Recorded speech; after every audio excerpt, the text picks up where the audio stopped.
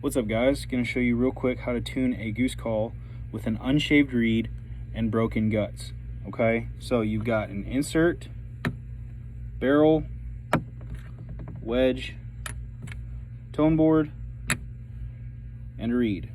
All right, this reed on both ends, they're the same exact size. So if you bubble a reed, you can flip that reed around, and your reed's going to be a little bit weaker because it is bubbled on the other end, but you can flip it around in worst case scenario if you need a new reed and yours is just cracked, bubbled, ripped, whatever.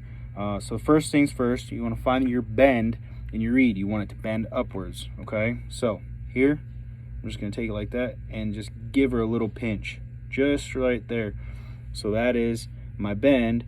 We want that reed to sit like that in the goose call. Okay, so next you're going to take your tone board, broken in guts. Here you can kind of see the grooves a little bit. So that reed is going to fall down and vibrate in that tone board and fall into that tone trough. Okay, so we want to take that reed, and you'll see it falls down into that tone board, and you can hear it click a little bit. That's what we don't want, but you can see it falls right into that tone board. Okay, so take your wedge, stack them just like that. Grab your insert, push it all in same time, and now you see your reed falls into that tone trough. We want to get that reed as close as we can to the edge of that tone trough without it clicking. All right, so you can hear, there's the click. We do not want that, so we need to slightly pull it out just a little bit, wiggle it out, and push it in there. Okay, so next thing, you got it, it's not seated in fully. You're going to want to keep it in place and just push that whole thing down to where we've got that wedge in there, that reed, and that tone board. That reed still falls into the tone trough without hitting. Now we'll try it out. So here's a couple other things with this reed, all right, and this wedge. If I have this wedge and I push it down all the way, it's going to have a more full goose sound. That whoa, whoa. That's what a lot of guys want. That's what I prefer in a contest call, so it gives me a full sound.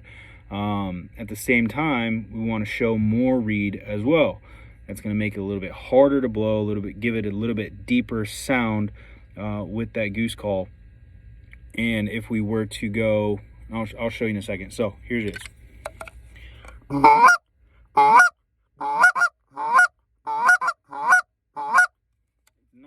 quite where I want it, but I'll show you what happens when we bring that reed down. Okay, so we'll pop these guts out just a little bit, twist them out.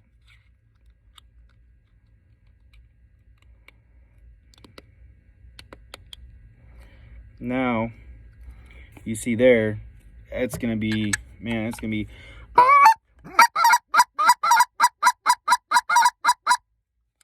It's a big problem that I see a lot of guys do. They either have that reed too short, or they're showing way too much reed, and in turn giving it a deep, way too deep of a sound.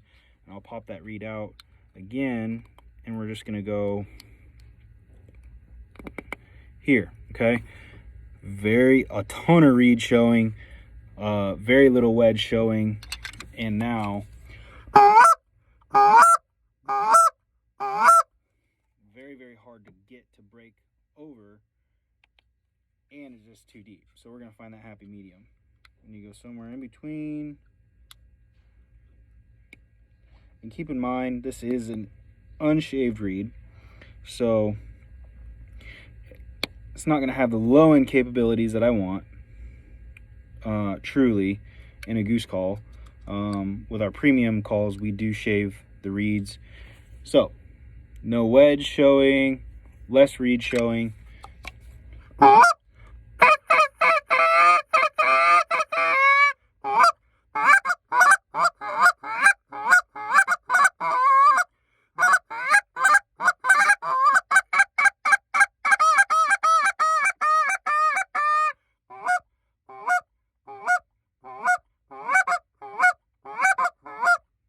That would be a call that I would go and hunt with. So I usually try to make them a little bit lighter than that, because a lot of guys that pick up this call, personally, it would be too heavy for them. So we want to make it a little bit lighter so they're able to go out in the field and have great success with that call.